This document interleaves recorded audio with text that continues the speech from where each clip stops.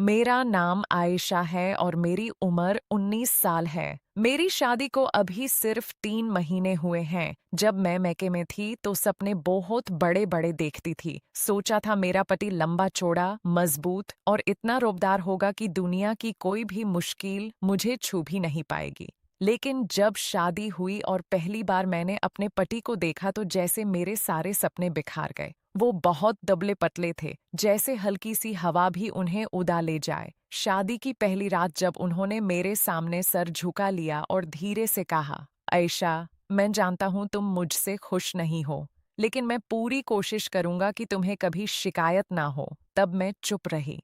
थोड़ी देर बाद वो थक कर सो गए, लेकिन मेरी आँखों में रात भर नींद नहीं आई। मैं सोचती रही, मेरे कितने अरमान थे, सब टूट गए। ठंड के दिन थे।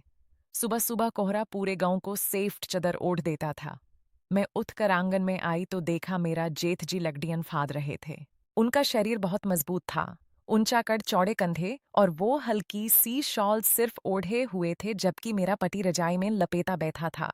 जेठ जी की आंखों में अजीब सा आत्मविश्वास था, जैसे दुनिया की कोई परवाह ही नहीं।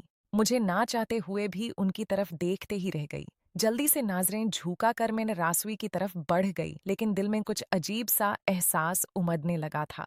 रसोई में चूल्हे में लकड़ियां डालकर आग जलाने लगी। बाहर ठंड इतनी तेज थी कि हाथ सुन्न हो रहे थे। सासू माँ की आवाज आई, "ऐशा बेटा, जल्दी हाथ चला, दोनों लड़कों का नाश्ता लगा दे।" मैंने जल्दी से रोटियां सेकनी शुरू कर दी।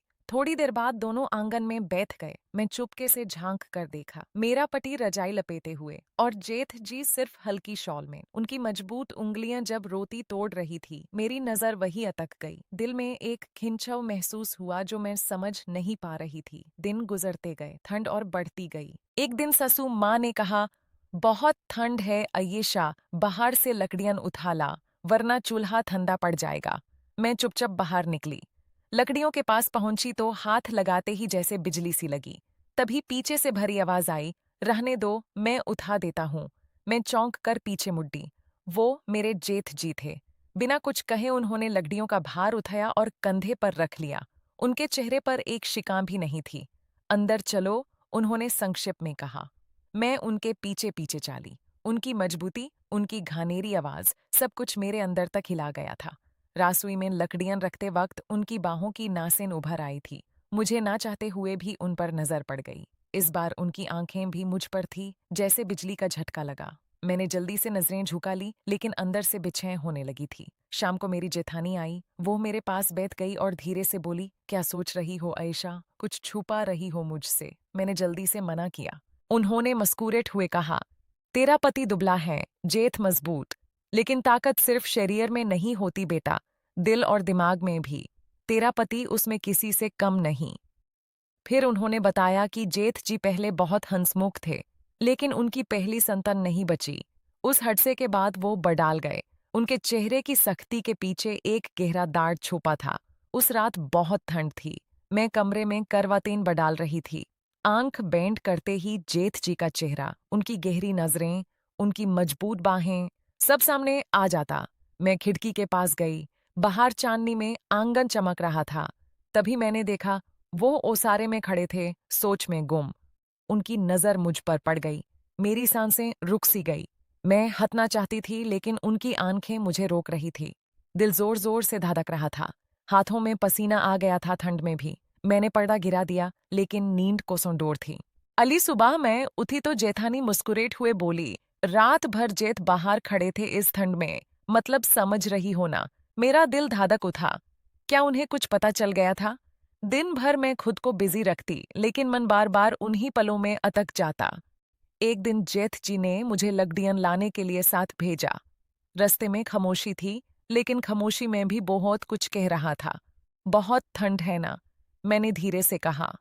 वो रुके, मुझे और धीमी आवाज में बोले, "हवा तो ठंडी है, लेकिन कभी-कभी कुछ और चीजें इससे भी ज्यादा सुलगा देती हैं।" उनकी आवाज मेरे कान में घुस कर पूरे बदान में सिहरान डाल गई। जब हम लकड़ियां उठा रहे थे, मेरा पल्लू जमीन पर गिर गया। उन्होंने झुककर उसे उठाया और मेरे कंधे पर रखा। उनकी उंगलियों का हल्का सा स्पर्श, जैसे आग लग गई हो। हमारी उंगलियां एक दूसरे से टच हुई तो दिल की धड़कन तेज हो गई। घर लौटते वक्त उन्होंने पहली बार मेरा नाम लिया, आयशा, आवाज में गर्मी थी, अपनापन था। रात को जब सब सो रहे थे, दरवाजे पर हल्की दस्तक हुई। मैंने दरवाजा खोला। वो थे। अभी तक सोई नहीं? उन्होंने धीरे से पूछा और अंदर आ गए। तुम भी कुछ महसूस करती हो ना आयशा? उन्होंने मेरा हाथ पकड़ लिया। मेरे बड़ान में करंट दौड़ गया। मैं पीछे हटी, ये सही नहीं है। तभी उन्होंने गहरी सांस ली और बोला, सुनी, जो मैं बताने जा रहा हूं, उससे पहले यह जान लो कि मैं हमेशा तुम्हें बचाने की कोशिश कर रहा था। मैंने हैरान होकर उनकी तरफ देखा।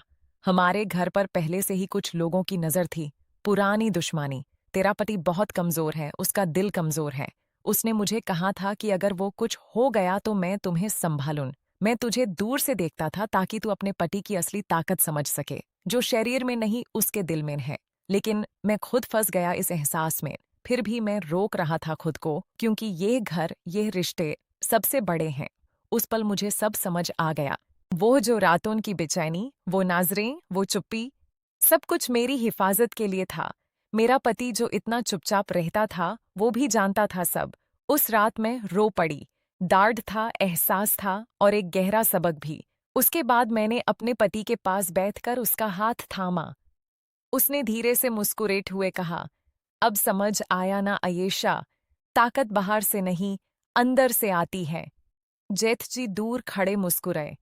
उनकी आंखों में सुकून था। आज मैं समझती हूँ, रिश्तों में कभी कभी अट्रैक्शन होता है, लेकिन सच्चा प्यार और ईमान उन रिश्तों को निभाने में है जो हमारे पास हैं। कभी अपने पति की कमजोरी मत समझो, उसके दिल की ताकत को देखो। और कभी भी किसी के दाढ़ को सिर्फ चेहरे से मत तोलो। दोस्तों, ये कहानी दिल से दिल तक जाती है।